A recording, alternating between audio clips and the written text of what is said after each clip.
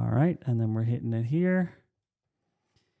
Hey everybody, welcome to the Unscheduled CEO. I'm going to skip the intro music for a second today. You know, we'll give it a little squirt of it. We'll give you a tiny squirt of the intro music today. All right, here comes the squirt. That's all you're getting today. Because today I have an amazing guest with me who I'm about to click a button here and he's going to appear on screen. This is the lovely and beautiful Blake La Grange. Hey Blake, how's it going, man? Silent clapping. I like it. I can't hear any of the music, all the things you're doing over there. So it's just like you're just sitting in silence. Friends episode with no laugh track. It's just like two psycho guys. Wait, but can you hear when I'm like doing this with my voice? Do that again. Hey, how's it going, man? Yeah, that's pretty. Oh, sweet. Weird. So that's working. Got an even bigger. This is a very valuable podcast. Blake, I've been talking about you on this podcast I definitely have brought you up at least 50% of the episodes of this podcast, and I think people thought you were a figment of my imagination, which maybe you are. And we also didn't talk about what we're going to talk about on this episode. We just decided to do something and see where it goes. Right. I actually have a really immediately tricky question just to jump straight into it. But maybe actually for anyone who doesn't know Blake, Blake so how I found out about Blake is Blake sold a company called mastering.com for an undisclosed amount of money that we will not talk about on this podcast. And then I heard through word of mouth that he had been working with a couple of other entrepreneurs that I had known. Eventually, one of those entrepreneurs connected with Laura, and Laura had she was like, I ended up chatting with this guy for 6 hours, and he like completely destroyed our business. He just looked at our business and he was like, why are you doing this? This doesn't make sense. All of this kind of stuff. And she said, like, she was just like a bit shell shocked and also very excited after chatting with you, which was a precursor to how it was when I actually met you in person. A while later, myself and Laura flew to San Diego to spend 2 days with Blake, which, spoiler alert, ended up with me having my first panic attack since I think the last time I had one was like in my early 20s. So it had been like 15 years since I had an actual full-on panic attack. But the kinds of conversations we ended up having and the kinds of depth that you were able to go to so quickly, I think my brain was just like, oh shit, oh no. Can't we just talk about the pointless stuff, like the stuff that doesn't matter? Can we just like ignore the actual important things?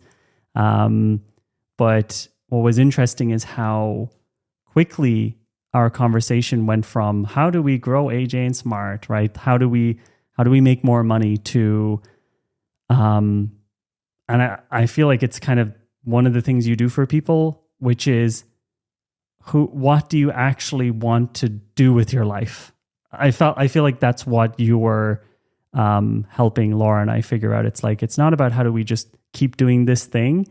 It's like, does this thing actually make our lives better and utilize our talents? And I don't know what like your perspective of how, I think from my perspective, you are, when you meet people, you're kind of slightly frustrated because you already see what they should do, but we don't get it. Like, how is that on your end when you're talking to someone who's so stuck in the weeds with numbers like I was 2 years ago? Like, how does that feel from your perspective?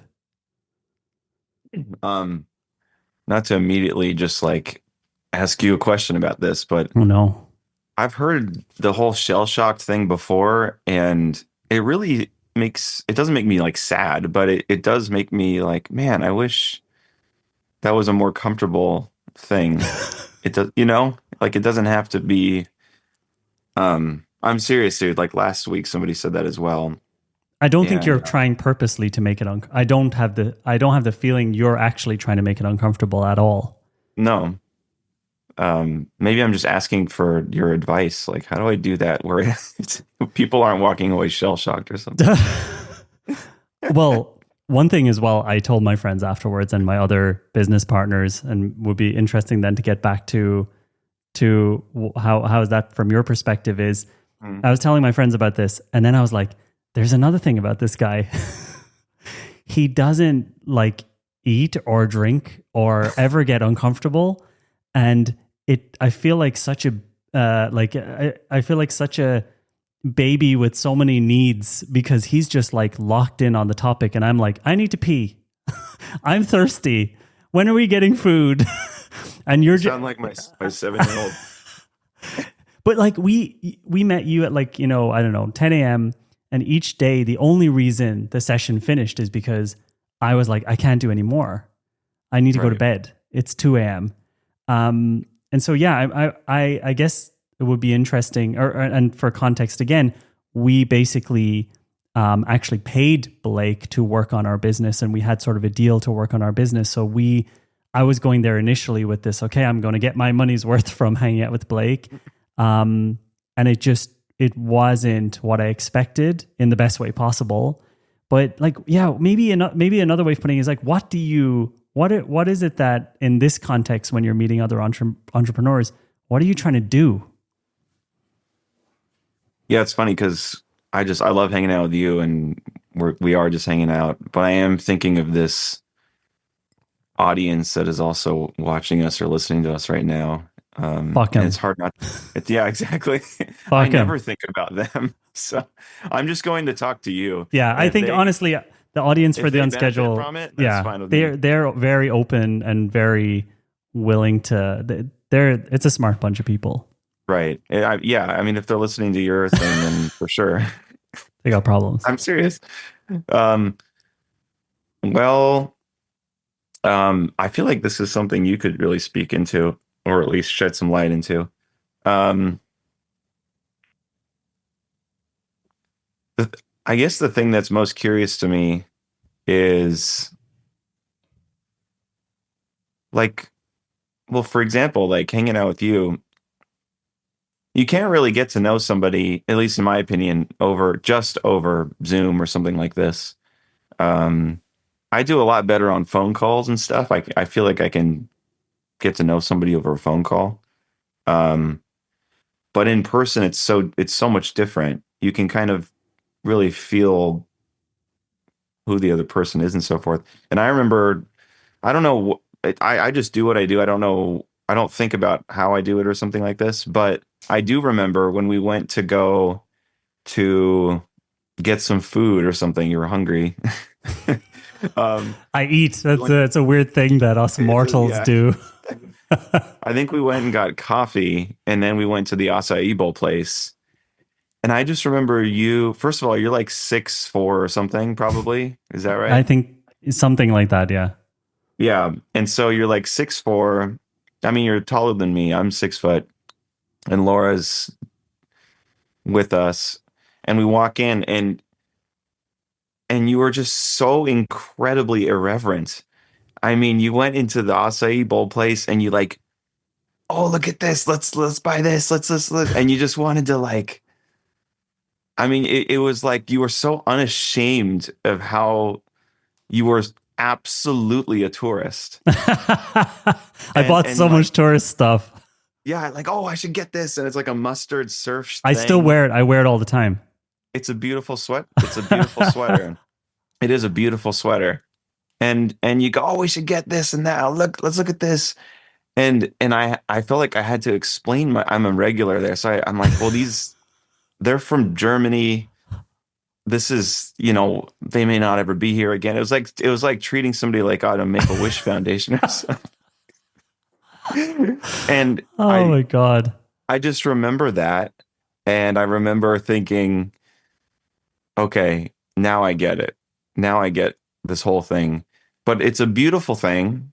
Um, it's a beautiful thing because I don't think I saw that fully, even after our conversations with one another, until you entered into my world a bit and then broke through. And yeah, it was this irreverence. Yeah, forgive me, all my analogies are like either theological or musical, but it's this irreverence that I really held on to. And I just really wanted to see that more and more. Mm. And it was a beautiful thing to see. And I was very curious about, okay, now that I see the core essence of who John is, um, I want to know way more and I want to see that. And yeah, man, at a certain point, when you start talking about what you're doing and this and that, it, somehow the irreverence, I'm just going to keep using that word, the silliness, whatever it was that I saw, it wasn't aligning to this sort of scheduled, block Tetris thing that we were talking about. So it's just a matter Facilitator, of like, the facilitator.com business, like, and the regimented Facebook ad machine that we were right. building. Yeah, there's nothing wrong whatsoever about the material and the brand, nothing like this. It's just the way in which you would show up in that thing was so different than how you showed up at, Hermosa's surf shop. So what's going, like, how the hell did you build yourself into this thing when you're like this?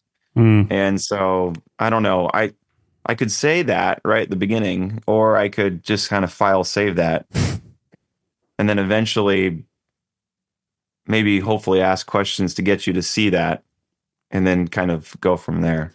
You kind of help people, and again, I know that right now I don't know if you're making a movie, so actually it's Oh not, yeah. you're not a coach, you're like, I think I had a lucky opportunity. It was also because a mutual friend of ours, Rich Webster, said to me, by the way, you're not going to get many chances to spend time with someone like Blake, because the second he is like not interested in doing this coaching thing anymore, he's going to be off doing something else and you'll miss the train. And he was right. And so Gosh, I was, Rich is so perceptive. and I was like, okay, I am, Laura and I heard that and we were like, fuck it. We're going to San Diego to spend time with this guy, because Sweet. we kind of needed something. We were stuck in facilitator.com. The whole AJ and Smart thing was really stuck, and stagnant, and it just wasn't feeling right. And the interesting thing maybe for the audience is that the outcome of those 2 days was a plan that Blake basically created for us that we were too scared to execute for another 2 years. So basically, we got the plan from Blake, and it took us 2 years to actually get to the point where we had the maturity to execute the plan completely, because it just felt too extreme. And now, and Laura and I keep saying over and over at the moment at AJ and Smart, we're just like, if we had just actually done what Blake had suggested, we wouldn't have had to have all of this kind of back and forth and constant like, maybe this is the right thing, maybe this is not the right thing. And actually, maybe it's just the ADHD that's the problem. And when I fix that, then maybe I can work within the machinery of the company. And no, yeah. And I think the thing that you were, or which I haven't really found many other people who can figure this stuff out, you're able to spend time with myself and Laura, and you're basically kind of almost daring us to be brave and to live the life we actually want to live. And on our side, we're like, yeah, but we also need to be practical. And we're running a multi-million-dollar business, and we don't want to just like run it into the ground. And we just I think we just weren't mentally ready for do you have that actually a lot where the people, or it doesn't have to be related to coaching, where people in your life where you're like, I think that's what could happen, and it just takes much longer than you would expect? For sure. And by the way, I felt the same sentiment with you. It was like this window of opportunity to go like, okay, this dude's special. I gotta I gotta do something here with them because I can see where this is going essentially. And so anyways, I just want to say, dude, like absolutely reciprocal. Like I genuinely gave a damn. Like I wanted to see you kind of do what I thought I knew you would be doing or something like this. You were actually very frustrated trying to get the point across to a very I just didn't understand what you were trying to say. I simply would over and over, I was like, yeah, but what do we do with facilitator.com? And you're like, Right. yeah, we'll get back to that. You don't like, you were like, we'll get back to that shit later. You just need to understand that this is not, you were like, this is not the thing for you anyway. Like, Right. and Right. even in I called you, I called you in November this year. Wait, it's November. Like I called you last, like a couple of weeks ago, right? Weeks ago. Yeah. And I was like, dude, I don't know, like this fucking creative retreat thing. I know I want to do it, but this and that and that. And you were just like, to bring it down to a short sentence, you were just like, just fucking stop talking about it and do it. Right. And do it now. Do it, like release it next week. Right. Right. And I sent you like some photos of like the drawings I did of the website, and you were just like, do it next week. Stop waiting. Like, and literally I'll kill you. And literally the next Tuesday I launched the alreadythere.com thing. I also told the audience like that someone, Blake, who no one knows, has been like hounding me to do this. And I think the thing you kept saying as well, which I really do wish people had the opportunity to have someone like you. I hope, at some point we have to figure out how do people find their own Blakes, you know what I mean? Yeah, for sure. Like that's, I think it's a big deal, but like it's having someone in your life who's just like, this isn't good enough for you. This doesn't match what you should be doing with your life. But I know, for example, when I meet people that most of the time I'm not willing to tell them this, even if I notice it, because I don't want to get shit from them. Right. Right. Yeah. I mean, I had to, am I allowed to say like names and stuff? I don't know what the rules are. I don't know. Okay. I mean, it's a public, everything will be live public. So I don't care. I just, I forget that we're doing it. We'll do it live. Our buddy Charles, Charles listens to this podcast, and I think Charles. Hello, Charles. Charles is another person I sent to you who called me and said I'm shell shocked. I heard that again, and I was so disheartened. But in a good way. I don't know. I told him I had to say I'm sorry because it's I think I might have mentioned this. Charles can correct me if I'm wrong. You can put it in the comment section below. I said normally, like I spoke with you kind of how I speak with John, but there's all this trust and love with John, and I had to earn that, and I wouldn't have ever said these things to Jonathan earlier. I had to sort of wait, and there needs to be a reciprocal trust there, and I realized with you, Charles, I didn't do that. I just went for it, and I'm sorry. But for me, it showed that there was a respect and a trust there and so forth. And so I just assumed that he wanted that. And I'm pretty sure that that was the loving thing to do at the time. But to your point, excuse me, it's out of love, I guess. It's seeing something and then going, should I tell them this? And to your point, if I tell them, it's gonna be a negative thing or something like this. This isn't gonna go well. Because it's often like kind of a painful realization in a way. Like as in... Absolutely. Yeah. Telling me facilitator.com is not the thing I should be trying to get to 10 million. Well, you're doing it for like 16 years or something, or at least some version of it. You've been AJ Smart forever, but it's a hard thing. It's a very hard thing because it's like the woman you love is not the one that, it's kind of like that. Yeah. Yeah. Or the car you're driving isn't the one that you want to be driving. It, somewhere in between that, but it's a painful thing. And I'm pretty sure most of the people who, if they're listening to you, they probably resonate with this. The things that they're doing, their work, their life, and so forth, I would imagine it's some sort of a reflection of who they are and their identity, Mm. something that they deeply value. In other words, it's not like this thing over here, I'm a mechanic and I just pays the bills, but over here I like to paint. Mm. You know, it's a perfectly legitimate way of living.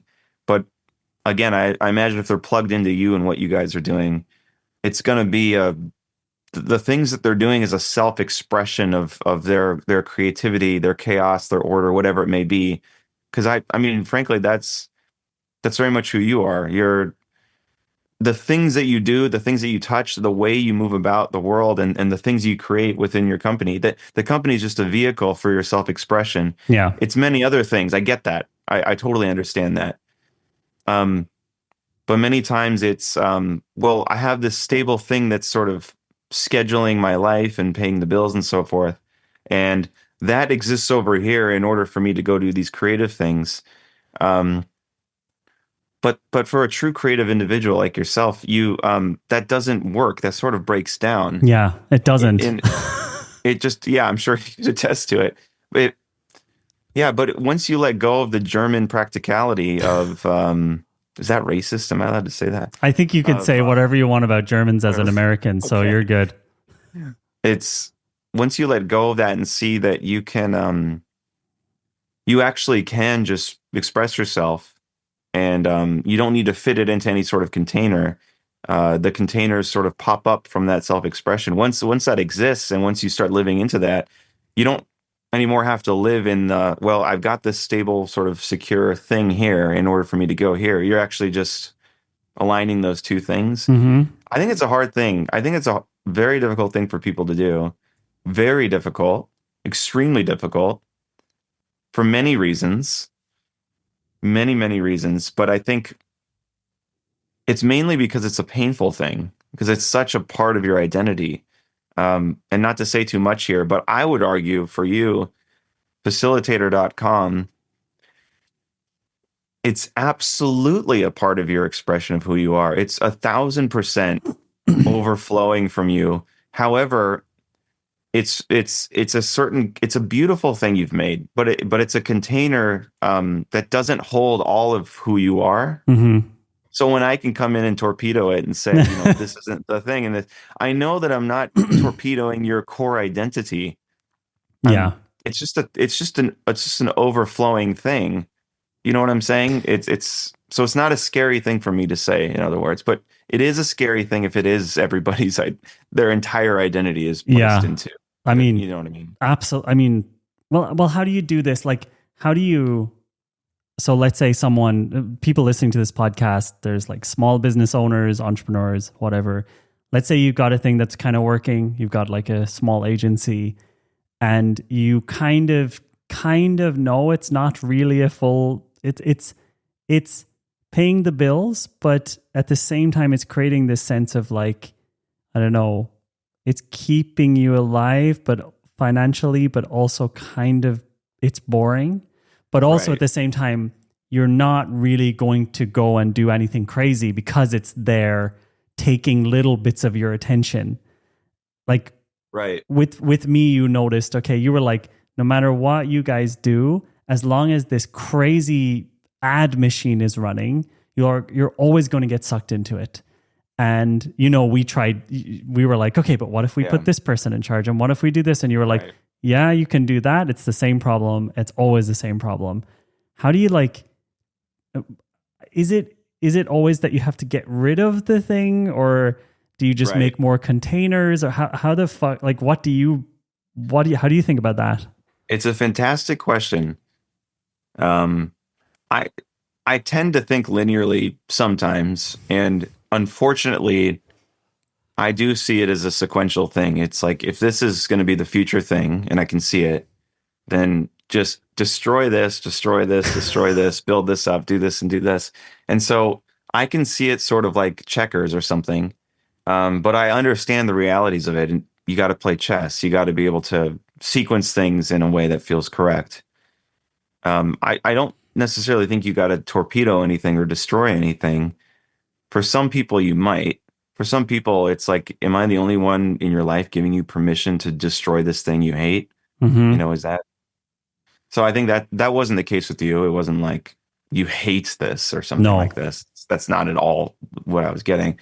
It was just that your power and your love and your intuition and your that again, it's like you're going into this shop and like picking out the sweater and just you don't care whatsoever about how much of like how out of place you are in this thing.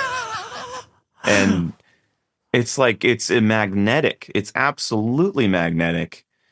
And so I was just curious as to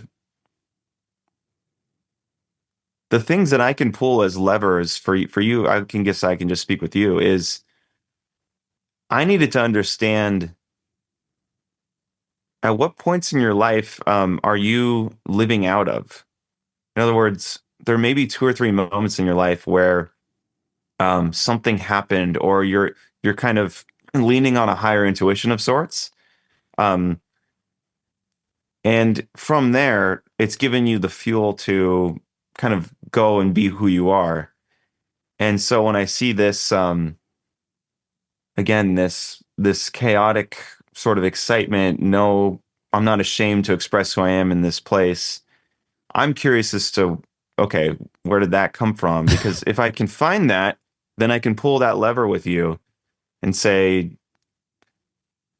let's go to that source. And I think for us, it was, I don't know, this might be private or It you was just don't. it was the me. Uh, Laura was telling you that when I told her that Right, I think we should be together.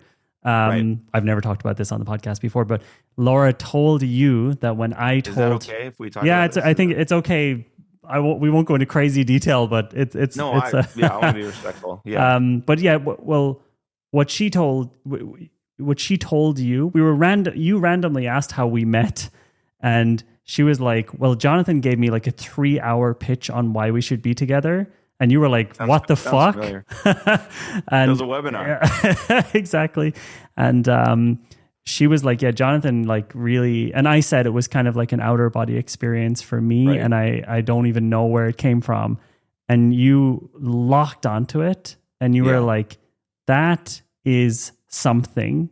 That is a thing. That's something, and we need to talk about this. And I was like, I just didn't really know what you meant. I didn't know what you were talking about. And a lot of the things spawned from that moment, right? That just came up out of nowhere. Do you mind sharing at any point if you're like, Blake, you're just supposed to talk about No, dude, we can talk okay. honestly, to be like this podcast, if people, it should be real. You can actually Okay. say whatever you want. Beautiful. And my goal with I basically have no guests, and so my goal with bringing you on is just expose people as much as possible to someone that, at least from a coaching point of view, it's unlikely they'll have the opportunity to have as a coach. So I'm just like, before Blake goes off and makes his movie and disappears again, can I get some of this? That's sweet. Well, it's just such a beautiful thing. So, do you mind just like showing your squid tattoo? Is that Oh all right? yeah, yeah, Can we yeah, go there? yeah. You can't Have really you see talked? it. Nah. I haven't even told people I have this, and I haven't told people that that's the image on the alreadythere.com. I mean, are you starting to put this together? It's um yeah, so the beautiful thing about this is, yeah, I wasn't just curious of how you all met. It's a very unassuming question, right? It's, oh, how'd you guys meet? But we're like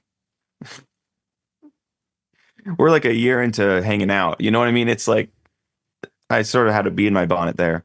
Um, but to when you said that, and then when Laura said John did a webinar to Not an you know actual webinar, just for the people who are right. listening. I was just talking. Bonuses and everything. Right, right. Yeah, you value stacked your way Yeah. up there, and you added the And bonuses, we and can be together for 997. that's right. And then yeah, it's 24 hours Yes. only. Yes. This deal goes away. 100%. Um, when when that happened, it was a great thing.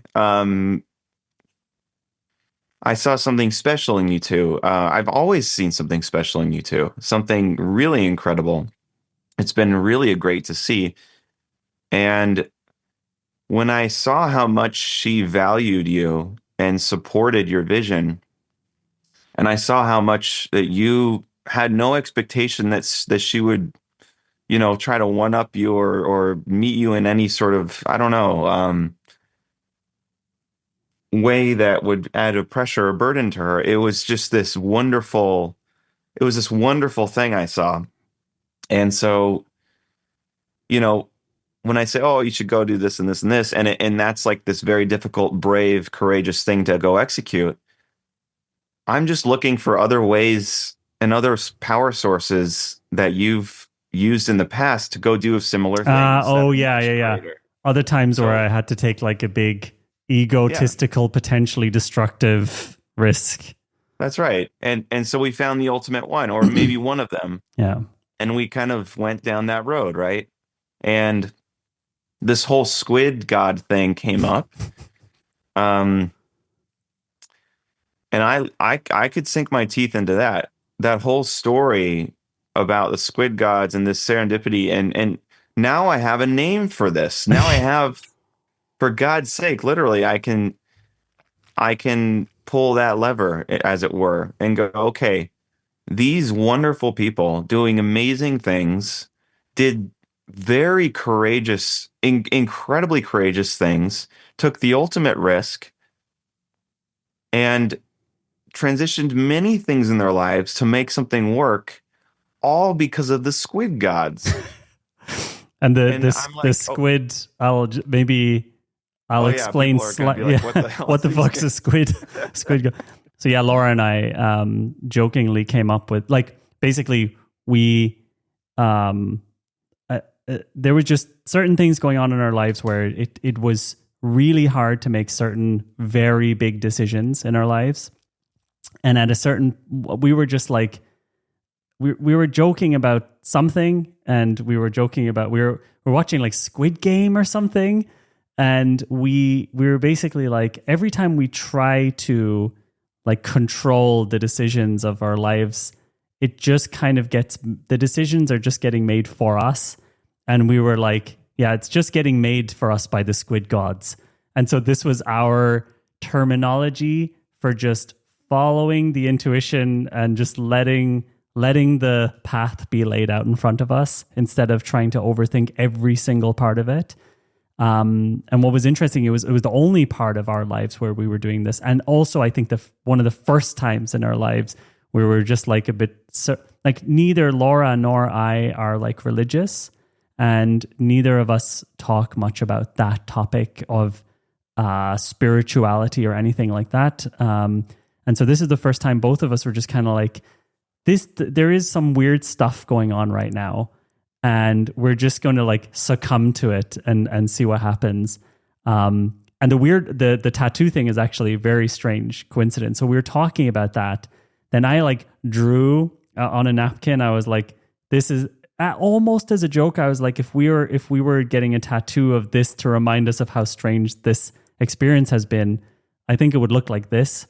And Laura was like, yeah, I like that. Within 10 minutes, we coincidentally bumped into someone where we were in Portugal randomly, where we don't know anybody, who was sitting at a table next to a tattoo artist whose tattoo studio was right next door. And we were like, this is too weird. It's just too weird. And we're just going to go with the weirdness, and we're just going to get these tattoos. And so we got that squid icon. And so now when anything, like, because we don't have a specific religion, and we're kind of like, we don't know what the answer to any of these weird life spiritual questions are. We just gave that's the name we gave, like a sense of something bigger that can't be explained. And so that when Blake is referring Right. to the Squid Gods, we like put our stamp of that's our word for intuition, something bigger, Right. something we can't understand. Right. Yeah, sorry for interrupting. No, it's fine. I was realizing as I was talking, it was just you and I were in this squid world, and I'm like, Squid oh yeah, World. people have no idea what we're talking about. But it's a wonderful thing because you did the ultimate thing based off of the Squid Gods, and so when it comes to hey, you need to do these very, in the material realm, here's a few things that need to change and do this and this. That's nothing compared to what you've done over here. So once we found that, it's like, well, let's just go to that lever and exercise that muscle more, as opposed to Yeah. thinking and thinking and thinking and controlling and controlling. And so, yeah, how do you? So then the question became, how do you, Jonathan, and Laura place yourself in conditions and environments where the muse, the intuition, the squid gods, as it were, um, become front and center and not these random occurrences that you Yeah. can't really rely on? How Yeah. can these be something you can absolutely rely on and maybe even conjure up or put yourself? I mean, my background's in the music world. Put yourself in the live room in the recording studio with instruments around. Something's going to happen, Yeah. you know? So then the conversation became like that, which makes working with you infinitely easier because I'm leveraging this crazy power that you've not only subscribed to, but have put your complete, trust in making these decisions in some very big things. Now we can really move. Now we can go and move around in the material world, as it were, and really make some great things. And what's really cool now is your already there thing, which I'm really excited about going to, is it's the same drawing, it's the same sort of feeling, it's the same sort of thing, and it's going to be one of hundreds of things that you're going to be pouring out and creating, in my judgment. And this is only the beginning. And Yeah. so we've really made like 10 years progress in a short amount of time because we went back and looked at that. So yeah, again, I'm not sure how any of this is making sense, but it makes perfect sense to me. It also makes perfect sense to me, and I think whether it makes sense or not for the audience, I think that's Doesn't also matter. fine. Um, I also, what I found very difficult so we basically then we got to that point, right? And when we were chatting, and what I noticed about myself, and even when we're talking now, first of all, I get a little bit embarrassed about other people hearing me talk about this, because I don't actually talk about this topic at all. I talk about it in like a kind of, like the war of art. I talked about, Yeah. because you recently, as I said on the podcast to the listeners, I was like, Blake reminded me I should check out chapter 3 of The War of Art with the Muse. Such a great book. It's so amazing. I like read some chapters of it on this podcast. This idea of tapping into something that is Right. inexplicable, and whatever that is, it actually doesn't matter, because tapping Right. into it actually creates amazing things. Right. And what has been really cool, but also really disappointing to me for myself, is that it's so easy to switch it off. Mhm. Like practicality pretty much turns that tap off, and it's actually easier to keep it closed because it's quite an uncomfortable thing to tap into, because you at least for me, then I'm like, I know what I should be doing, but I'm not doing it because I'm comfortable, because I'm keeping myself distracted. And like I said, that's why it took Laura and I 2 years to really actually do, like, already there, the retreat. This is something I wanted to launch 2 years ago, then also last year. And then finally you kicked me hard enough in the ass that I actually did it this year. And yeah, maybe I just have do things on a timeline that makes sense to the way I am, and that I'm maybe conservative compared to you, for example, with how I do things. But yeah, how can like, do you think everyone whatever that is, whether it's spiritual or just a Yeah. talent or something, do you think everyone has that ability to like listen to that thing? 1000%. What not only is it not only does everybody have the ability to do so, but everybody w- they're meant to rely on that. Is it, would you call Maybe it that. like gut? Is it, what do you call it, intuition, or do you call it gut feeling? What do Yeah, you, it's there's many different things here. There's what I call it, and then there's many different layers to it. There's it's conscience. It's the innate conscience. I mean, I'm like the opposite. I'm religious, not spiritual. yeah. Um, um, You're and so religious, not spiritual. What does that mean? I actually don't know it's what that just a means. joke. Like, you know Oh, how many people say, "Oh, I'm spiritual but not yeah. religious." Yeah. Yeah. Well, I like I just just like did. to say I'm religious but not spiritual. I like that. Yeah. Uh, yeah, the devil was spiritual but not religious. Um, so Okay. Got it. yeah. So for me, it's our creator, created us with certain, abilities and so forth. And so I look at it from a theological lens, from a philosophical lens as well.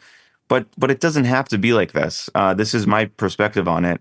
It's everybody's conscience. It's the voice inside you that I believe God gave everybody to go, you need to, this is me. This is me living within you, kind of guiding you and so forth. And everybody has one.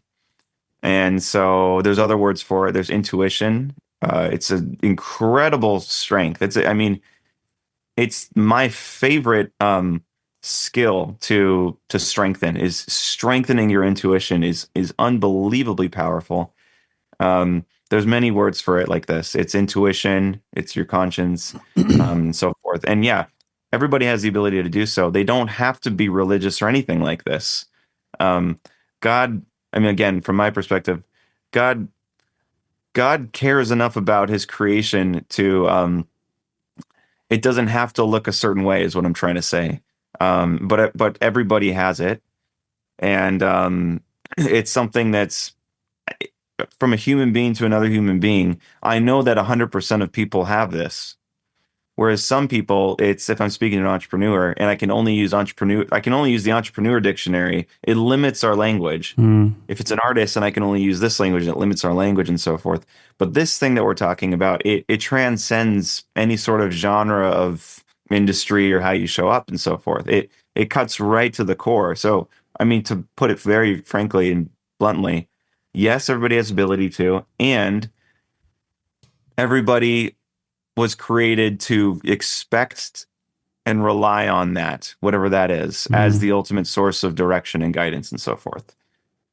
But do you also, I mean, I don't think people do use that though. Like now, Mhm. I don't think the average person, including me, is even knows it's there anymore somehow. Right. I feel like Yeah, it's 'cause completely buried under thousands of layers of extreme practicality. I mean, yeah, likewise. So I mean, you said it best. Is the actual switch to switch it off to make it go away is some sort of practical thing. Maybe to add some flavor to it, it's the comfort. It's sitting in the knowing. It's I understand and I can control this thing, and it's more comfortable for me to lean into what I know and what Yeah. I can predict and what I can plan out. And I guess in your world as well, and the people that are probably listening to this, most likely, it's December whatever 3rd. Come January, everybody's got their year planned out. They've got the quarter planned out. They've got the Yeah. month planned out. They've Yeah. got the week planned out, and then the day planned out. And then you plan the night before to do whatever this and this to go be a productive human being. Yeah. That's a it's a wonderful thing to do if you want to be a productive human being. My washing machine is productive.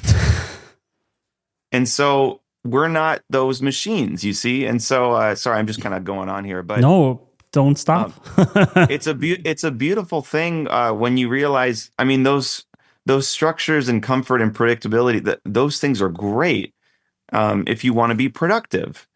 And this came after the agricultural revolution and the agricultural boom, the industry started kicking in, the industrial revolution, and now we're in like the AI world. I know you've thought and written about this, the AI thing. Um, but everybody's asking, oh, how do we be human in this AI world? I'm asking the opposite question. How does AI fit into a human world? Like I don't see Hmm. it going and infiltrating us because we have this ability to do the opposite, to not plan, to not have comfort, to not have practicality, and we can trust purely on our intuition if we're open to it and we're brave enough, we have enough love to really lean into something, and a path emerges that is infinitely better than whatever you could have planned. And if you do that a number of times over and over again, you start to switch and go, okay, I can now rely on this more and more. And I think for people, yeah, who are like, what? I don't know what they're talking about. I think I get this, all this.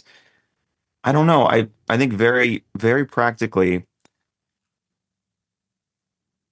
leaving some stillness in your day, 15, 20, 30 minutes at the very minimum. I mean, we have tools, right? We have got the morning pages, the artist's way, transcendental meditation, prayer, whatever. It's all of it kind of it's just space to listen, to be quiet and listen. And as your monkey brain kind of dwindles down and you don't have any more things to think about, these things start emerging. It's just a scary thing. It's a scary thing to start listening to these things, because we've spent a decade stuffing them down. And I'm no therapist or anything like this. I can only share from my experience, but yeah, 15, 30 an hour each day, just reflect and don't be productive, waste time, kind of let that voice get a little bit louder and louder and louder. And it'll be a familiar voice. It's not like I've never heard this voice before. All right, No. mate. Real Cockney British accent. You're like, oh shit, turn off the music. All right, love. All right. Yeah, I know what you have to do. Sell your What's up, mate? house. Sell your house, mate. I don't know. It's like Australian now. Yeah, it changes. It changes It, depending on the direction. the stillness But level. If you do transcendental meditation, then it's more like Australian voice. And then, yeah, yeah. yeah. But if it's morning pages, it's Cockney. Yeah. Prayer is some Italian guy. Yeah. Um, but we come on. Everybody has done this for all the important decisions in our life. We There's no way we can plan that out. Who you're going to marry, where you're going to Yeah. live. I mean, I guess you can think about that, but like you're backed into a corner where you have to rely on your gut. And whatever that is, that gut, whatever that is, at the end of the day, some of the biggest decisions in your life you've made from that gut Yeah. place. It's not, you can think all day that you've planned about it, but to actually make you take that step, it's no, that's coming from a place that everybody knows. It's Um, just strengthening that. for me, what I usually find helpful is like, I find it easier to, um, maybe it's actually a question is like, have you ever, or are there times where you're doing something, it just doesn't, but it takes you a while to notice that the voice is telling you this is not at all what I should be doing. Like, for example, you were running a pretty successful business after mastering.com Yeah. relatively recently, and at a certain point you were just like, nah, doesn't make sense. Like, does it come very suddenly? Is it a slow burn? Like, when do you know when it's worth listening to that intuition, or is it just being like reckless? You know what I mean? How do you, I do know what you mean. you know Yeah. what I mean? Like you try a bunch of things and find out or shut things down. Um, I mean, I'm no like expert at this. I struggle with this as well. I'm constantly relying on planning and thinking through things. I sort of hide behind my thoughts. I really find a lot of security in thinking my way in and out of things. Mm, Um, but excuse me. Yeah, with the previous business, all the it was mainly in the sort of selling information space, right? The educational, that kind of thing. Um, I too had a very similar, maybe see, it's easier for me to do it with others, but it's harder to do it with myself, right? But I had a very similar sort of like the overflowing of who I am, my self-expression and so forth. This container is not, it's good. Like there's good things happening. I'm positive of it, but it's not the overflow of who I am and what Mm, I believe I need to be doing. For me, that results in just discomfort. Like I feel I'm very sensitive to that. Like yeah. if I shut off the phone or the computer or whatever, and I whatever I feel right after, if that feels like, I don't like this, the logic kicks in and goes like, but you have to do it, this and this and Yeah, this. it's It's no, so good. It's like making good exactly. It money. makes money. You're Yeah. doing it. All these reasons of why it's okay.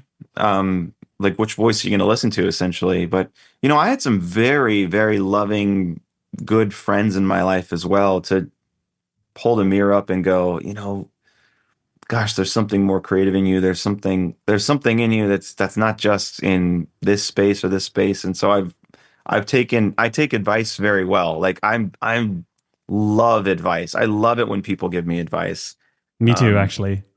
I I like love it it. when I mean, I like it when it's advice on things that I'm not like excited about advice on, hey, you should do this facilitation video different. I'm like, leave me alone. Yeah, But yeah. yeah, Right, the right. like kind of or if someone's giving me an observation about myself that I'm not seeing, I'm very thankful. It's rare as well that people even do It that.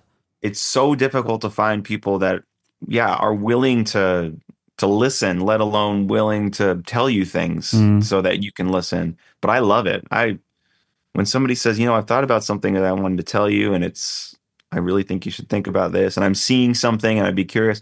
I'm like soaking it in, yeah. because I do that with people, and I know how valuable it is, and if I can attribute some sort of change in my life to somebody kind of tapping me on the shoulder, I'll do it all day because I can only see what I can see, right? Nobody's ever said that before. Um, but I've had a lot of loving people just kind of poke me in, but I guess it's up to me to like chain it all together and In go, the end, like to yeah, like how do I make sense of this? And up to me, I have to act on this. So yeah, the film thing was funny. But so was the business thing. So was I mean, all of it was funny. I just wanted to make yeah, music. you Like, started off in music, ended up building kind of a music, almost technology information right, business, and right. then yeah, well, is it just things, just one thing led to another? You just kind of followed the thread, I guess. I think so. I was talking to somebody the other day about this. The way I put it on the negative side of things, and I think people can probably relate to this. Anything that feels like I look back and go, was I in alignment there? Was that what I really should have been doing? I'm constantly evaluating that.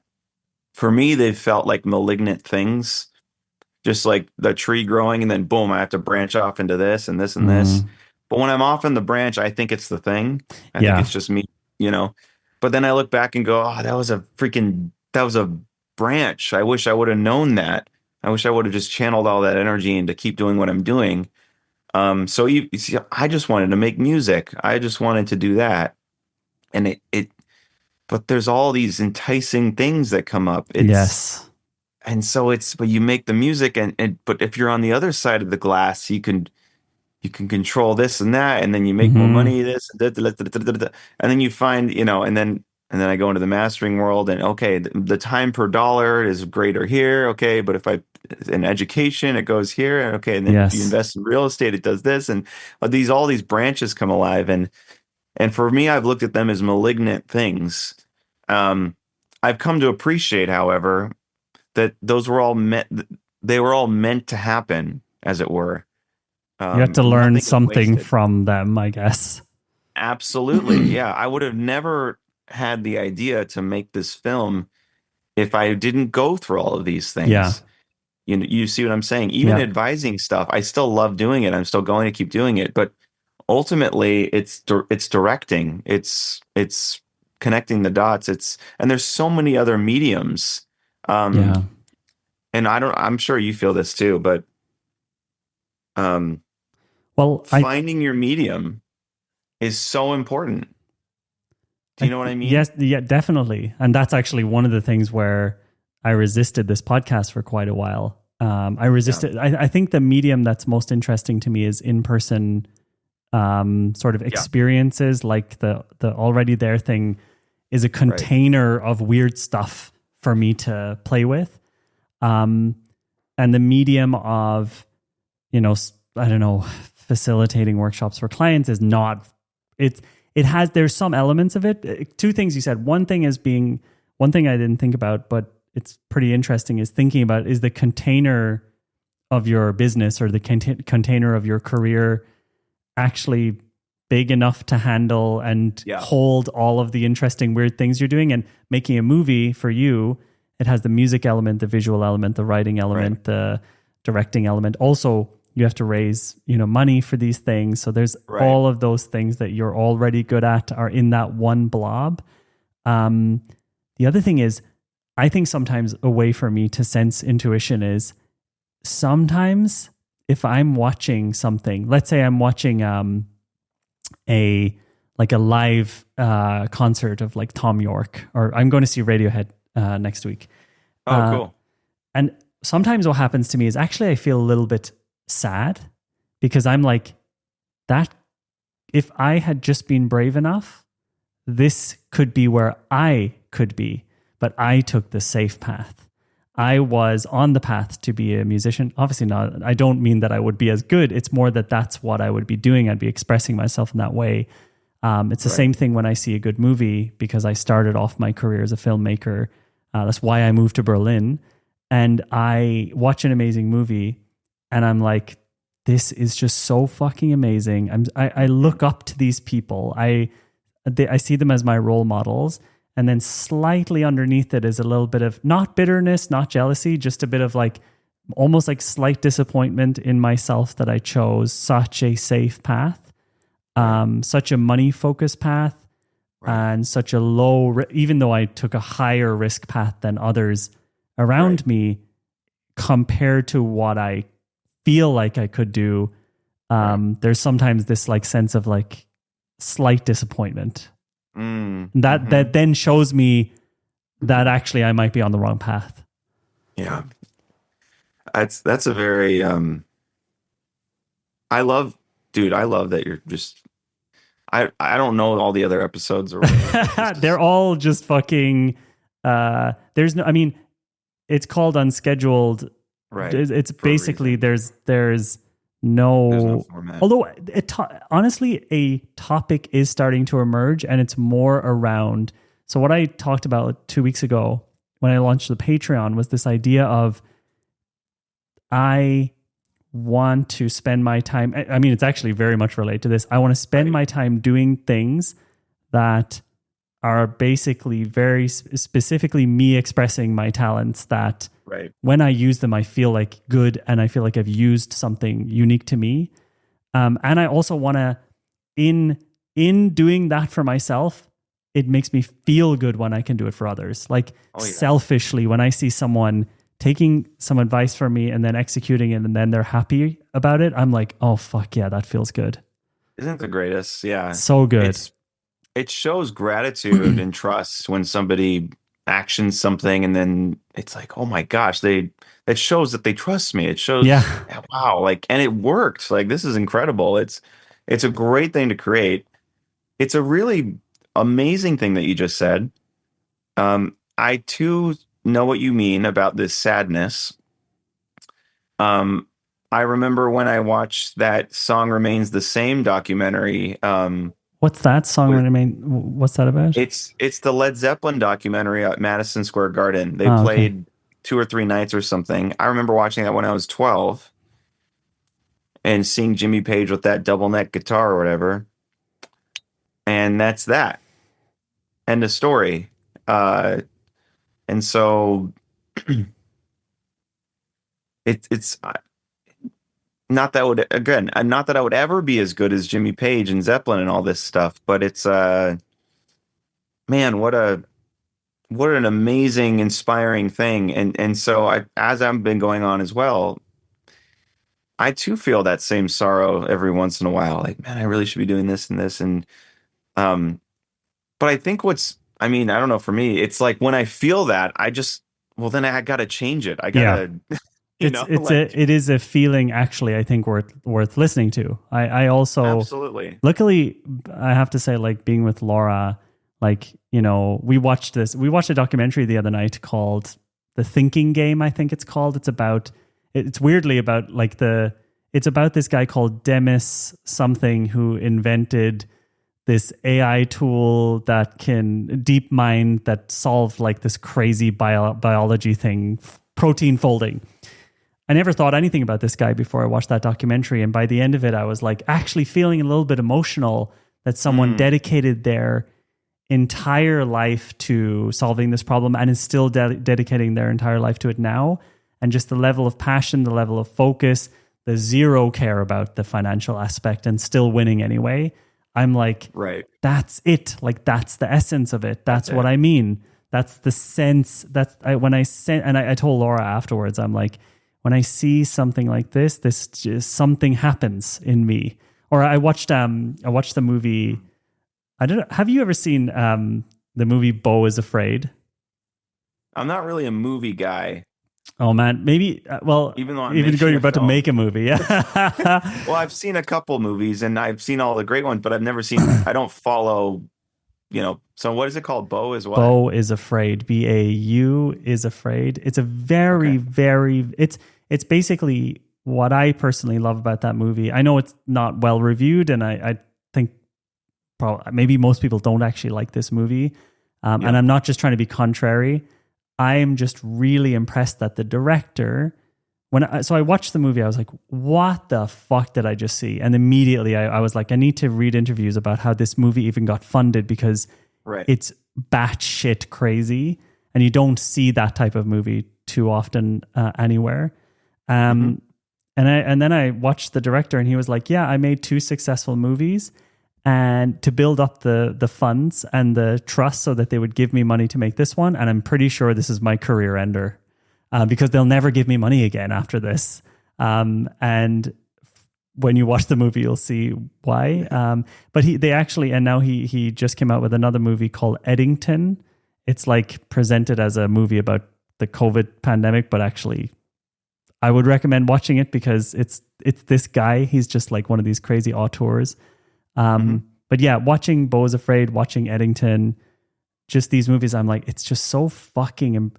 There's nothing that impresses me or excites me more or feels closer to this kind of tapped in feeling than just seeing someone make a piece of art like that. That is just so fucking not trying to. It's really not trying to please anybody. It's just, this is what I wanted to make. Here you go. I think that's also what I love about Radiohead.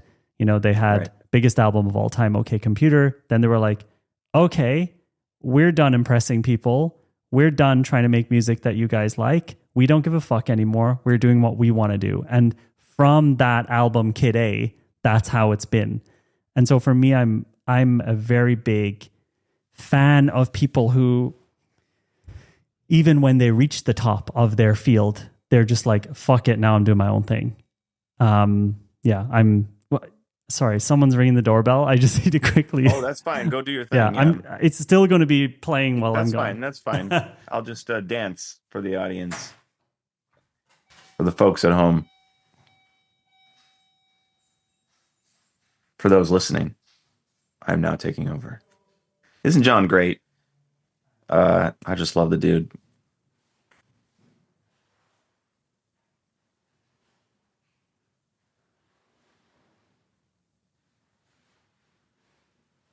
This whole thing makes. I'm just going to talk to myself. This whole thing makes me think about how, if that's the case, then, like, if what John's saying is true, then I guess I was just talking. No, to keep myself. going. I'll just. So, well, maybe I have a question for you. Is okay. How do you see that then? Is it build a great business to do this and that, make money, and then you go make your other thing? Is it you make, the Radiohead thing. You make the thing that makes sense, and then you go and then you make the other thing, and it's you kind of go through what does Pressfield say? The hero's journey first, and then the artist's journey. Do you see it as sequentially? It needs to kind of go like that. Can you just jump straight to the thing? How does it work in your mind? I it's something that I think about and talk about a lot. Like, do you need to? And actually, I'm reading a book right now. I don't know if you've heard of it, called The Second Mountain. Oh, okay, it's really good. It's a book by a guy called David Brooks, and it's like basic. Oh, yeah. It's so good. It's this idea. Dude, you're reading David Brooks, huh? Yeah. Well, actually, what else has he written? I don't know what else he's written. You're entering into my world a little bit. Really? I I'm like 1 degree away from him. That's a whole long story. As in, like, actually, it's funny because whenever I tell you about something I'm reading, you're like, oh yeah, that guy lives down the street from me. Right. Yeah. Yeah. David, he's a household name. I've never read this book, but super familiar with David Brooks. But yeah, tell me more. Well, this book, the concept of this is like your first mountain is your kind of ego-driven, financial-driven, goal-driven work life, your entrepreneur's journey, essentially. And that it's fine to be ego-driven. It's fine to just try to achieve something. But in almost all cases, that's going to run out of fuel, and you're just going to it's going to probably feel empty, and something will shake up your life, and you'll kind of get to the point where you need more meaning and a sense of purpose and whatever it is. And the entire book is about how do you then, when you've gotten to that first mountain and when you're sort of done with it. And by the way, that doesn't mean being a billionaire or being crazy. It's just you kind of maxed out whatever it is you thought you wanted to do.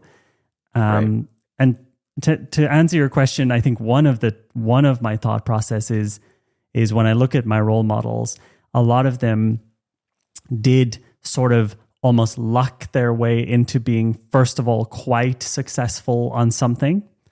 Hideo Kojima is like one of these people. For me, he's a video game designer. Right. And his luck was that he worked at a big corporate in Japan called Konami, and he was put on a project where he was able to shine. And for like 30 years or something, he stayed at that company and worked on these games until only about 6 or 7 years ago, he got fired and started his own business, which is now where like the real gems are coming from. Right. And I think Radiohead, I'm fascinated by the story. Obviously they put in the work to become a band that was well known. They obviously put in a lot of work to make this, the first and second album so amazing. But then they also hit rock bottom, and we were like, whoa, like we are depressed and burnt out, and now what? And so on one hand, I do see the pattern that a lot of people I look up to first kind of took the generic kind of business path and just followed that ego path and then started their special thing. I guess maybe that's also what I want to believe. And then there's occasionally people who are just from day one. Okay, Paul Thomas Anderson is a good example. Sure. Like I was watching an interview with him talking about one of the best movies I've ever seen, which is There Will Be Blood. And so when he made his first movie, I think he was maybe 19, and I think it was like Magnolia. And this actually makes me I'm disgusted by this. I'm disgusted by that level of bravery and that level of talent, because I'm like, well, clearly I don't want to believe it because I'm past the point of being able to make that my reality.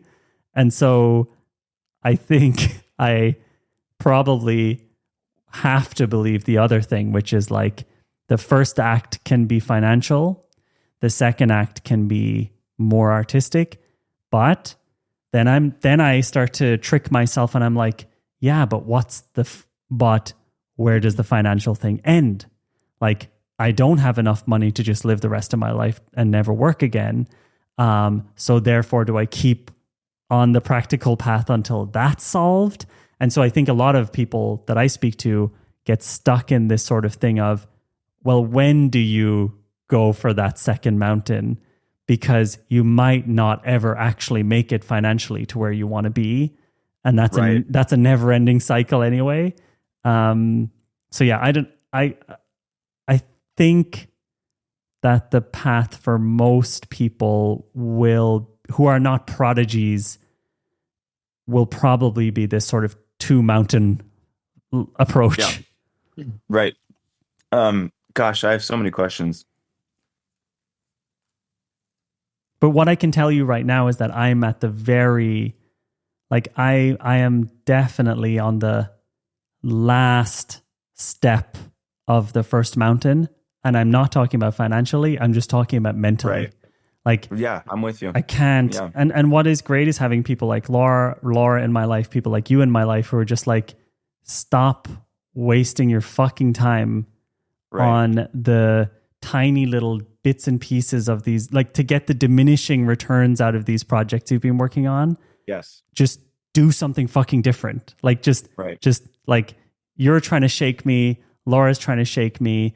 Even my team at AJ and Smart, you know, which is really cool. They're like, just fucking let's pursue this unscheduled thing. Like, you know what I mean? Yeah. There is, even though they know the money is in facilitator. Right. Yeah. So Beautiful. I want to believe the second mountain thing. Cause that's probably the only way. That's probably my natural intuitive way of doing it. Yeah. Do you think you're a prodigy? No. As in, I think that there are people who are way more talented than me. And I think that I'm also okay with not being a prodigy. I think I have stuff to give to the world that is special, but I give you my brother, for example, sits down at a piano. You just say, here's a song. He has never learned music. He can play the entire thing from start to finish perfectly with no mistakes. This is the kind of alien shit that I will never understand that you sometimes see in people. So I don't have that sort of crazy natural talent that I have seen others have, like Paul Thomas Anderson or Daniel Day-Lewis. Or Tom York. I just know that I don't have that level of talent, but I do think that I'm only using about 1% of my actual talent at the moment. Yeah, I'd agree with you. Excuse me. I don't know why I'm coughing. Because of my talent. It's all your talent. Yeah, it's just spilling over. It's interesting. So you don't believe that you're a prodigy, maybe a savant or something like this. Although I think savant is like a derogatory. I think that means like you're. I think you do have savant energy, but I wouldn't think of it in a negative way. I think of it in like you're like a weird fucking circus magician or something. I don't know what's going on with you. I'm some freak show. Yeah, but your prodigy instincts to go, no, I'm not as talented. My brother is so much. I mean, he just has this natural gifting, etc. Yeah. Okay, and then you go, well, I'm also using only 1% of my, did you say talent? 1% of your talent? Is that what you said? I don't know, like 1% of what I think I could do. Yeah. Okay. I would, not to just like puff you up here for a second, but I think me as well as Laura, as well as many people who are listening to this, hopefully they're still listening. I would say that very confidently, they would say you are a prodigy.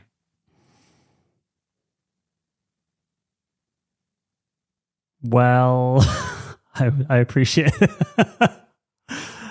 I don't identify as, I don't have that. I don't see myself in that way. I think I probably just, I don't have any outlet to prove that, you know what I mean? There's not like music coming out or things coming out where you would ever be able to see that would be the case. But I appreciate that you guys see something there. That's obviously, I obviously find that very flattering and motivating as well. Yeah, it's a very safe response. I genuinely don't think, like, I just don't think that. I don't have that feeling about myself. So it's it's kind of egotistical to say, you know what, I am a prodigy. Like, I understand that. Yeah. Yeah. But I'm here to tell you that you are. I mean, just look at the track record.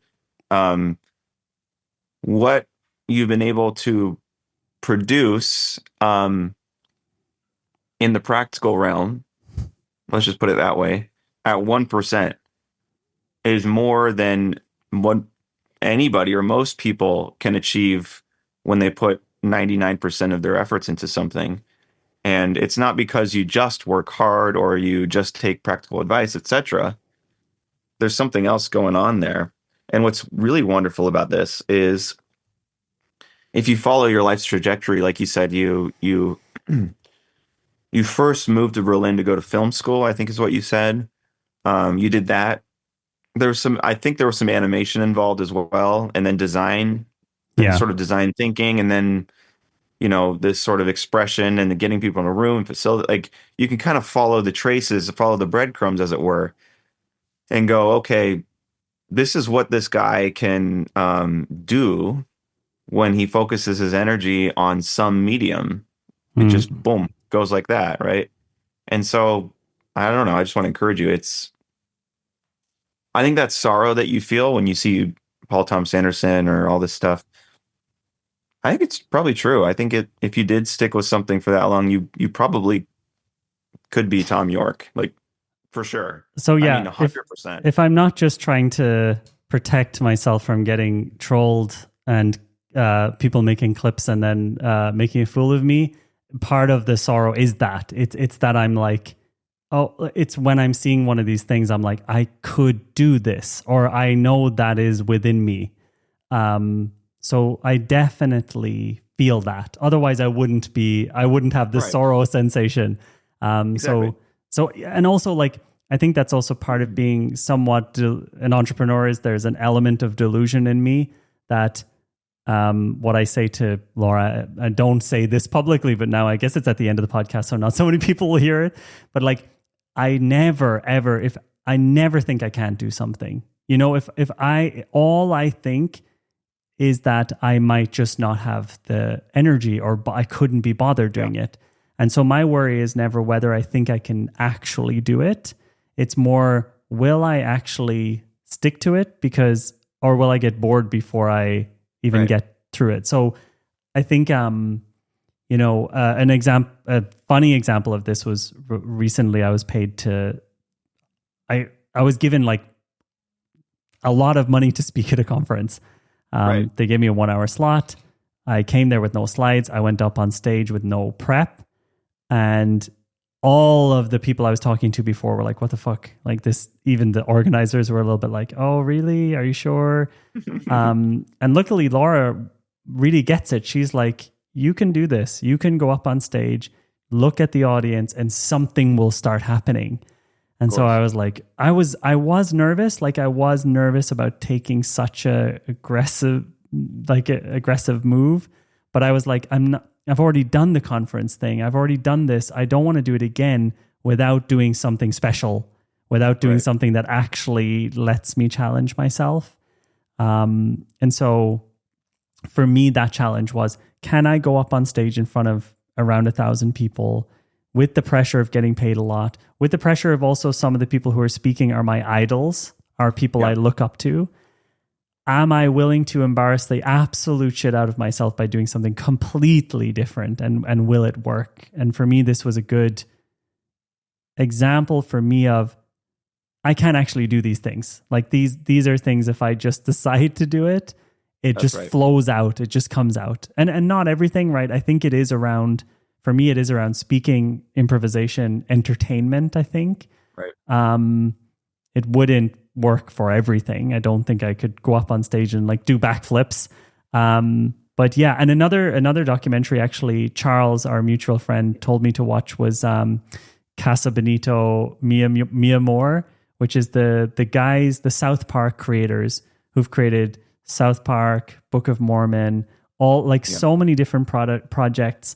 These are people where, again, I watched their 6 days to air or 7 days to air documentary where they show how they make one episode in 1 week, where I'm like, this, I'm like, this was also one of my potential paths. Oh, for sure. And I man. was just too afraid to do it. You know what I mean? That's I kind of do. Yeah, that's I'm so excited for you, man. No, what the fuck will I because call this episode? I don't know. But Trey Parker, Matt Stone, I've seen them come Wednesday be like, I don't know what Yeah. this episode it's Yeah. like gonna air like Saturday or Sunday It's or something. insane. I love And they're that. just it's just a beautiful thing and something you're really good at. That type of environment, some people call it pressure. I think for you, it's like this. I love that. I was looking It's at like, that. yeah, Yeah, I was looking at that writer's room and I was like, nothing would keep me more engaged and be more enjoyable to me than sitting in that room. The pressure, like it has to be out on Wednesday thing, that's perfect for me. That doesn't scare me at all. but you know why? You know why that's perfect for you. I mean, take a wild guess. I think because those are the moments where I can get out of the logical headspace and into this more intuitive mode. That's right. So there's that, and then there's this whole like I like speaking and doing things, workshopping and so forth. It's this in real life performance Yeah. art, Yeah. if you will, right? But then you said something in the past too, which is your thing is this in-person experience. Again, these are all words that just like I think of them as malignant little branches. It's like, okay, let's call it that, let's call it that, let's call it that, whatever. The through line of this whole thing is that when Jonathan is operating completely from intuition and expressing himself in this way, and it spills over into a certain medium, then a beautiful thing emerges. That's what's happening there. Yeah, how the fuck do I find? How do I? Laura's even like at the moment I'm really going through it at the moment, more like in a crisis. It's a mixture of crisis and fun to make the transitions that I'm making at AJ and Smart. But I'm like, should I just go and work? For example, Valve is a video game company. They're probably the number one company I look up to in the world. And even though they wouldn't hire me, the thought experiment is I just want to be thrown into one of these very high pressure environments so that I can shine, because that's where I shine, so I can do things. And I'm definitely lacking. And one thing you said, and it's just something that, again, the bravery is not there. You were like, you need to move to California. And I agree, because that's where the stakes are higher. And I live in Berlin and Europe, where the stakes are essentially zero. And so they have to be manufactured. And so there's definitely this conflict where I'm like, it doesn't feel satisfying to use. Have you heard, there's actually a word in this book which really describes it. I think it's called Acadia or something. I've never heard the word before, so I'm going to read the book. It's so as soon good as we hang up. Yeah. It's so I'll get it. So amazing. But there's this thing that I've been feeling for quite a while, and I talked about it on this podcast, where I'm like, everything in my life is quite comfortable. I can and am running all of the things I'm doing in the business with 2% of my brain, 2% of my commitment. Yeah. But it's not because I want to. It's just because that's what's happening, and that's what I've created is demanding so little from me, and the stakes are very. What I've created is demanding so little from me. It's not, but it's like so hard for me to create. It's hard for me to create or do something. It's hard for me to break out of the comfort. That's it, really. Like, okay, accidentally created a multi-million-dollar machine that takes 4 hours of my week to that much. Yeah, I know. Maybe not 4 concentrated hours. Right. If you don't include this podcast, it's probably less. But that's not what I want from life, right? I'm not looking for an easy life. I don't enjoy that at all. I'm always trying to find, like, well, how can I be useful here? But the sense of diminishing returns, or the sense that what I'm creating isn't what I should be creating anyway, is I guess it feels like a waste of time to put too much of myself into those things. Right. Blah blah blah blah blah. No, this is good. Can we like remain on this for a second? Yeah. I know it's late in Berlin, but this is a good thing. Is this okay? Yeah, absolutely, absolutely. Okay. This is just me and you now. This is just me and you. At this point, if anyone's listening, you're fucked up. I know. I love that, by the way, because the attention economy, as people talk about, I play into that. Like, if you can't pay attention for an hour and a half, then like, get out. You don't get to hear the gems. You don't get to hear this. I think that the gems.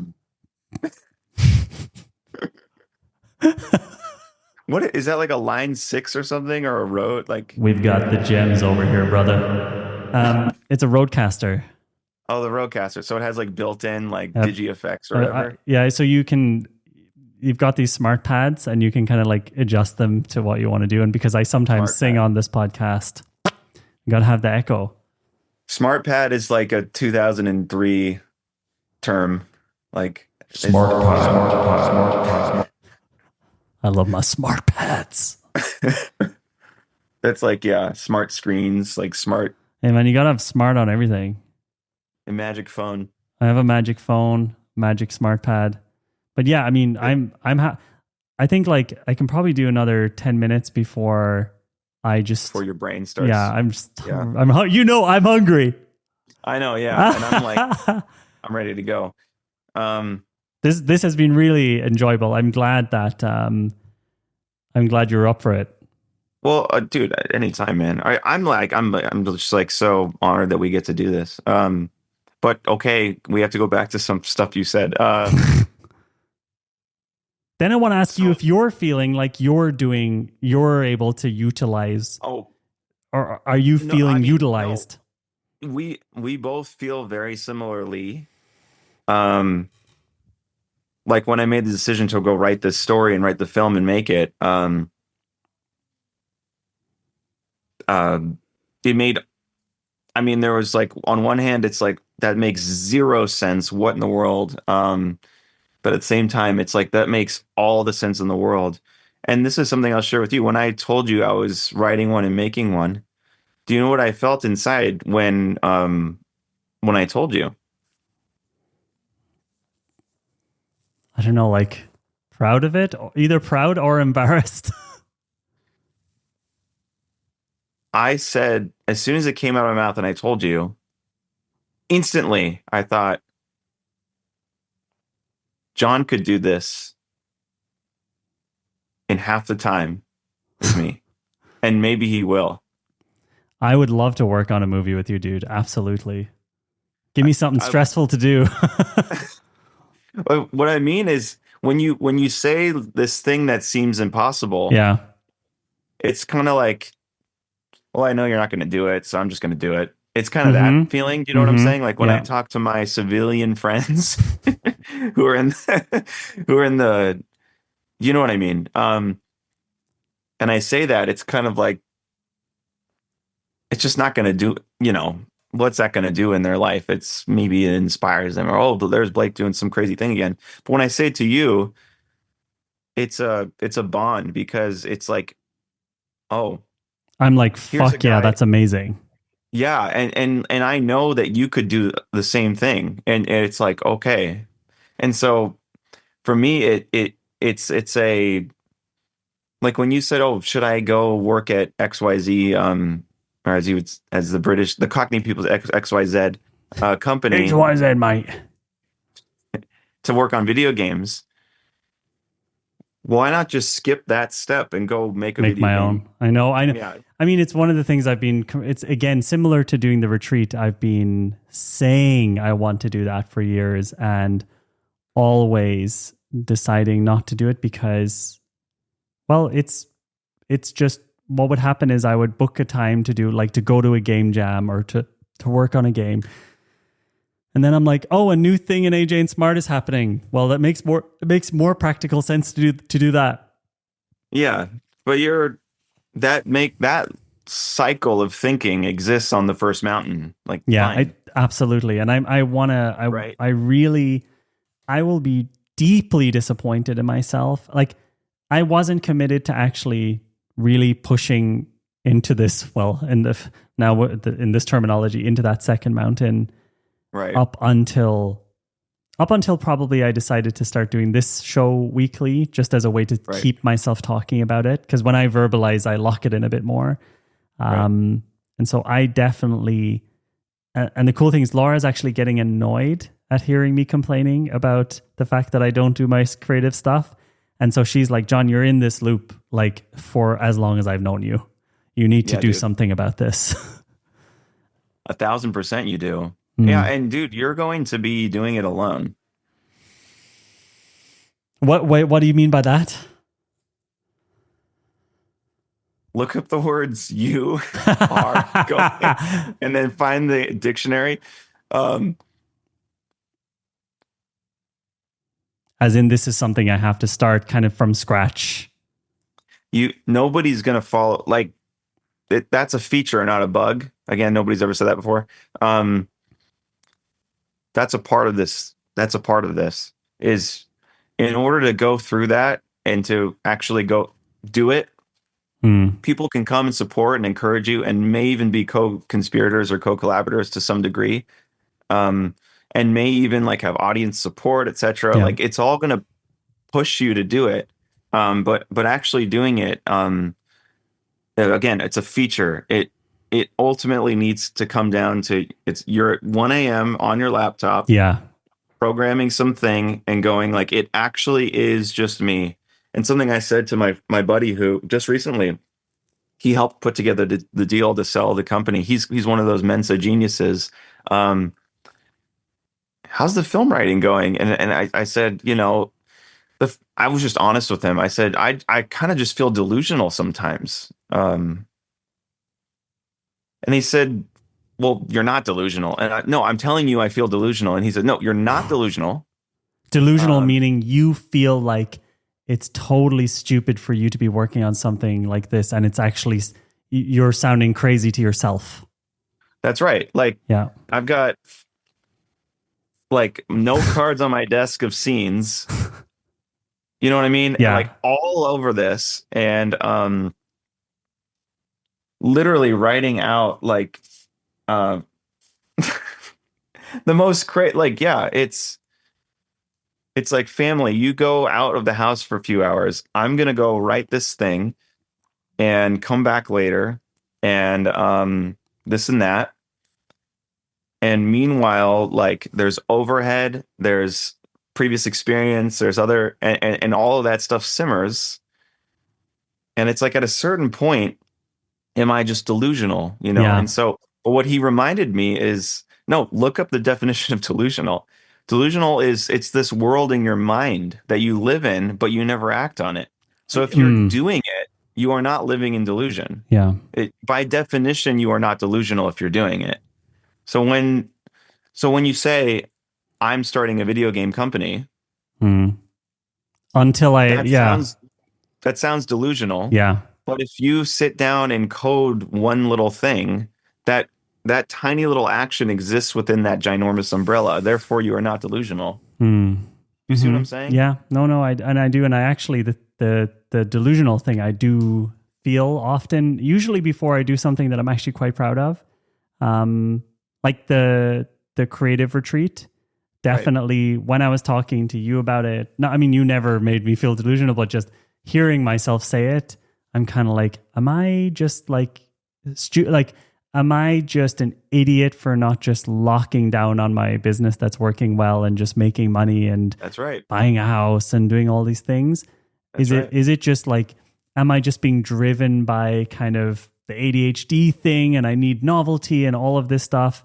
And eventually just kind of came to the conclusion of, actually, no, I'm going to do this. And once it became reality, then it became less delusional. Definitely once people Yep. started saying they're coming to it. And But that's what I yeah, mean about it. You have to do it alone. yeah. It's it's delusional at first, and then you start acting on it. And when you act on it, nobody can see that, which is why you feel like you want to share that to make it real Mm-hmm. vocally. You see Mm-hmm. what I'm saying? Mm-hmm. But if you do it, you're now in the category of you're not delusional. Yeah. You see what I mean? Yeah. Anyways, I can go on and on about this. No, but it's a really good. I also interrupted your thing of No, it's like, do fine. you feel like you're using your whole, and do you Oh, feel like oh, that? Do you feel like this movie is starting to take up more capacity and using more of the talents in a way that feels more satisfying? for sure. Um, it feels so stupid that I never thought that I could um, live into this medium. So, like you, um, any sort of environment that I created for myself that I needed to live into never required all of me. It only required a little bit of me, which was incredibly unfulfilling. And I love directing. I just love it. I love this. I love the advising. So I love all that. Um, but there's this other sort of medium, which is literal, like it's cultural exports, whether it's sonic or visual or story or something like this. Um, it's a fantastic medium to explore all of these things. Um, maybe to share on a more personal note, one of my friends, 360, 306, 370 days ago, uh, probably, yeah, I think it's 370 days ago, I went to his memorial service over a year ago. Have I shared this with you? No. Um, when I was just starting out, he's like 20 years older than me, in music and playing. Um, he wrote a couple popular pop songs, but you would never know it. He's always like the guy in the writer's room. And he kind of saw something in me and mentored me is maybe a good way to put it. Just, hey, you're really good at this. You should do this, and I'll help you. And how about this? I'll bring my EP to you, and we'll record it together, and a lot of that kind of stuff. Um, and there were times in my life where um, he would kind of swoop in and say, you need to do this and this, and I'll build a website for you, or maybe he would do these things that he just didn't need to do, and he would never want any recognition for it, etc. And he would just kind of do his own thing. And he would do that to a few people. And anyways, he got a number of years ago, maybe 6 years ago, 7 years ago, he had a tumor and he had a seizure and all this. Come to find out, he has this brain cancer, and so he gets brain cancer, and then yeah, the rest of the story. This is why I'm not saying his name because the rest of the story is pretty sad. It's in that as he's sort of becoming more pale and so forth, his wife leaves him and he's got kids and stuff. And I remember I saw him after my hero's journey. I did all this stuff and I sold this company and I did this and this. And then I saw him at a coffee shop that we used to spend tons of time together at maybe 15 years ago or something like this. And he just looked terrible. And I was pretty sure that this is the last time I was going to see him. And he looked at me and he just kind of laughed and said, "You're a baby." Like he just, after I told him all these things I've been doing, here we go. Here's all the things I've been doing. And then his response was, "You're a baby.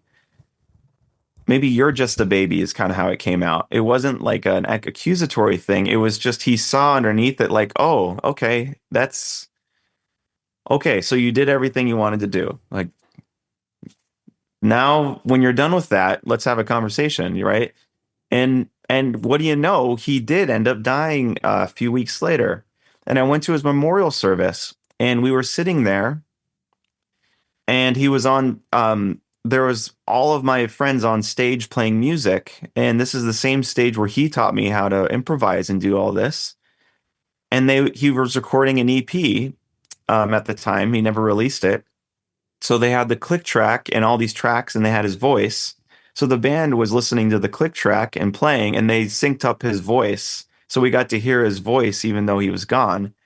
And it was very emotional, to say the least. And I remember feeling that feeling of what am I doing with my life? And I asked myself, and I believe he asked me in a way, given the fact that I'm gone now and here I am, and you're all you have is my voice, what should you be doing? And I knew at that very instant that what I was doing was 1% of what I should be doing. But I was so comfortable in it. And so it was that place that I sort of made this decision to go, I have to reevaluate this whole thing and really think differently. And I don't know if this is the psychology of looking death in the face or something like this, probably. But it was that moment that everything started to kick into place. Like I sold this property here, I shut down this business over here, I started writing, and it all kind of fell into alignment. And it was 365 days to the dot that I turned in the final script to the EP. And I didn't even realize it. I had Crazy. no idea that it was right on that date. And so, I mean, your question is a big question, Yeah, well, yeah, I mean, obviously. But it's like, yeah, at a certain point, what is it going to take? What's it going to take, right? Like, I mean, you and I have had the unbelievable privilege to be able to fart out things and they do well, right? yeah. I mean, you know what I mean, No, right? I actually do know what you mean. It's like it's it's like funny, but also kind of a bit depressing in a way. Correct. It's like, Correct. oh, I can do very little effort and things can work, but then Right. that doesn't feel good. It doesn't, no. And so what do you do about that? Because there's all these other people suffering and they don't know how to do that. It's a hard Exactly. thing. And I have a lot of empathy for them. But I I think think that's the why thing, that's why people don't say this. That's why I don't say exactly. that publicly as well, because it like puts you in a position where where there's a possibility of people being like, well, you're a piece of shit. Exactly. But the most loving thing you can do for yourself and for others is to do that thing. It's Yeah. to go, it's not to be embarrassed about it. It's to admit it and go, well, what am I going to do about that? Yeah. Do I just want to float around and be comfortable about that? Mm. Or what am I going to do about it? And yeah, 365 days later, I turned in the screenplay and I'm really proud of myself for that. But I think what that does is it helps other people because then they start evaluating meaning. They look at people like you or me or something and they go, okay, even if I do the hero's journey, I know at the end of it that I'm gonna have to find some sort of deeper Yeah. meaning and Yeah. do the thing, right? So let's set an example, as it were. That's kind of how I see it. That's It's just, 100%. I 100% agree with it. And it's one of the only reasons I'm recording and doing this podcast weekly is I do not think this podcast is going to be a big successful thing or something. I think that this is my way of recording my journey of trying to figure this shit out. right. And in tandem with that, giving people the opportunity to some people the opportunity to figure that out for themselves as well. Which Yep. obviously there's a selfish element to me that feels good. Sure. Or it There's feels nothing like wrong I'm with that. doing something that is good for society or something. You know what I mean? Absolutely. But you owe it to yourself and to everybody here, to me, to people listening, you gotta go alone into that. Yeah. Go make that video game, whatever it might be. And Mm. I mean, we've talked about this just recently. Every time you enter into that, you're gonna feel the temptation to go spin something up in the practical thing. Oh yeah, literally last week. Yeah, we were like, We were just talking about this, huh? yeah. It was like, we're going to get to the end of the month in January. The costs Right. for running AJ and Smart are going to come in. My first idea is going to be, well, let's build something that makes Yeah. money within one of the current businesses. And you were like, resist that temptation, make Yeah. the new thing, the thing that you actually want to make. That's Right. got to be the thing that makes the money. You need the fear to be creative. Absolutely, which is the exact environment that Trey Parker and Matt Stone Yeah. live in, Yeah. The which is where pressure you cooker kind of thrive in. thing. Yeah. Yeah. It's a No. beautiful thing. Yeah. And yeah, this podcast, by the way, I don't want you to think that, yeah, okay, it's not going to be this big successful thing, whatever. But what you're doing is way greater than you think. It's going to affect the deepest crevices of people's lives. I mean, it really is. I'm positive of it. It's so just keep doing it. You got to keep doing it. That comes back maybe as the last thing. That comes back to like the Squid Gods thing. Absolutely. In August, I just kind of uttered it. I was in front of an audience and it just came out of me. I was like, I need to do this fucking thing weekly. And that was Right. it. It just then from that point on, I was like, I'm doing it weekly now. And now it has had just that's changed the entire thing. Like you and I have never been able to schedule an episode because when it was unscheduled, there was no way for me to know when either of us were Right. free. Right. And so this has been a great way for me to know when I'm actually going to talk about these topics I'm building up. And when I hear myself saying stuff, I'm less likely to get stuck in this loop of not actually taking action, Right. which I think is pretty important. Right. Yeah, dude, this was really amazing. I mean, for me, this was a very enjoyable chat. It's the longest episode I've same. ever had, actually, by double. Ah, So yeah, thank you so much. By the way, actually, if anyone actually listens to the last section bit, if someone actually is running, like, what type of how would someone reach out to you if and should anyone reach out to you? And if so, what type of person? Like, if someone just was interesting. listening to this and they're like, I'd like to connect with Blake somehow, what does that even look like? Because I don't even know. I just tell people. I give them your phone number when I meet My phone someone. number, So yeah. So what does someone do if they just want to reach out to you? I don't know. It's I mean, I'm sure if they love what you're doing and following what you're doing, then we could be instant friends or something like this. I don't know. There's a few different things for people who are like sort of these entrepreneur type people who are paving their own way and they're making money or this and that. The business that I had previously, I released all that stuff for free, just so they can go watch all that stuff. Cool. At collegewithak.com. There's like 84 episodes. I didn't know you did that. Yeah, they can do that for free. So if you go there, it just has a little thing and you go enter into it and there's 84 episodes that they can watch. Love it. For free. So go binge watch all that nonsense. Yeah. And that'll be a cool thing. And it's totally free and all this stuff. If people just want to be a lurker and like learn things, they can go live there. Frankly, I don't sell courses or do any of that. It's not something that I'm doing. But every once in a while, as yourself, I'd love to advise people who are really building great things, and I don't mean money. Really on that journey, as it were. There's no way really to sign. There's no thing. Just they should reach out to you, and you should give them my phone number, yeah. or they can like DM me on Where? Instagram or something. Do you check that? I will check my DMs and Instagram. Yeah. Oh, okay. So my name, yeah, you just go there and send me a message, and I can do that. Or my email, blake.lagrange.com, although I rarely check that. But I'd love to hang and connect and so forth. And then if you're building cool things, like if you go to I think my website has things, blakelagrange.com. It has a bunch of different little things of things you can follow me and do things. I write some things. I've got Atrium is sort of like my film studio thing here, building cool things here. There's a lot of that stuff.